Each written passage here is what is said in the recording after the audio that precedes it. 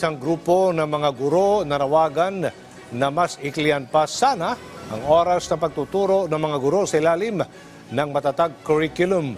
DepEd sinigurong binabantayan din ang kapakanan ng mga guro. Si Kenneth Pasyente sa sentro ng balita.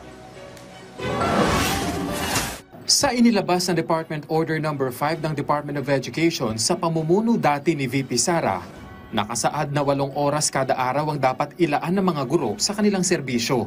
6 na oras dito ay dapat tutok lamang sa aktwal na pagtuturo sa mga mag-aaral. Bagay na nais mabago ng Teachers Dignity Coalition. Naidulog na ito ng grupo sa isinagawang pagdinig ng House Committee on Basic Education sa Kamara, kaugnay ng iba't ibang usapin sa edukasyon. Ayon sa grupo, mabigat daw ito para sa mga guro na hindi naman anila simple ang ginagawa sa loob ng mga silid-aralan. That would be non-stop, 6-hour of lecture. Well, ang break lang niya ay 20 minutes kasabay o 30 minutes kasabay nung health break o yung tinatawag po natin na recess ng mga bata. Kaya hindi ito practical. Hiling ng grupo na maikonsidera na gawin lamang na 4 na oras ang aktwal na pagtuturo ng mga teacher. Lalo't nagkaroon pa ng adjustment sa ilang baitang dahil sa pag-roll out ng matatag curriculum ngayong school year 2024 hanggang 2025. Hindi naman natin kailangan na siksikin, tambakan, sagarin ng trabaho yung ating mga teacher. Ang kailangan natin talaga mag-hire ng mas maraming teacher para matulungan natin yung ating system po. Sa ngayon, nakapagpadala na ng liham ang grupo sa tanggapan ni Education Secretary Sani Angara para magkaroon ng dialogo ukol sa usapin. Para sa grade 4 teacher na si Teresita, wala namang problema sa pag-arangkada ng bagong curriculum. Anya na ipatutupad naman ito ng maayos sa kanyang advisory class at hindi anya umaabot sa punto na lumalampas siya sa oras ng pagtuturo. Hindi po pwedeng mangyaring susobra. Kailangan sakto lang.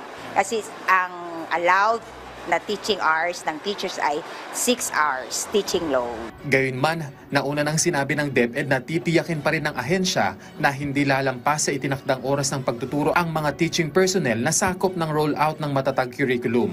Yung 45 minutes times 8 is still 6 hours. Yun ang allowable teaching load sa ilalim ng Magna Carta for public school teachers. Ganun pa man, nakikinig kami at tinitingnan natin na walang lumalampas sana doon. Narinig namin may konting lumalampas pero yun talagang we need to be very strict about that para hindi mapagod yung ating mga teachers. Iginiit pa ng ahensya na simula noong nakaraang taon hanggang nitong Mayo ay nagkaroon na sila ng early orientation sa mga eskwelahan para sa implementasyon nito ngayong school year. Baka yung ibang nagsasabi, akala nila sakop sila pero pag hindi sila grade 1, 4, and 7, wala pa silang matatag curriculum actually. They're teaching the old curriculum. Yung 2, 3, 5, and 8 is next year.